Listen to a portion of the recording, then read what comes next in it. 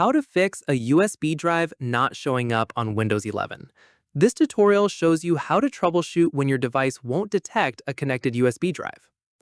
First, unplug the USB drive, then plug it into a different USB port on your computer. After that, right-click on the Start menu. From there, click on Disk Management. At this point, check if your USB drive appears in the list, even without a drive letter assigned. In the next step, if it shows up but has no letter, right-click on it and select Change Drive Letter and Paths.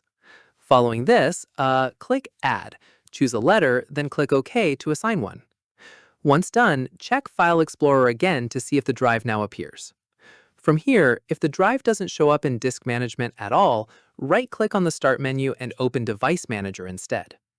At this stage, expand disk drives or universal serial bus controllers and look for a yellow warning icon next to any listed device.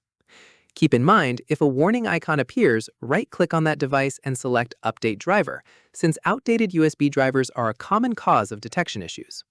Finally, restart your computer once you've completed these steps, then reconnect your USB drive to confirm it's now detected.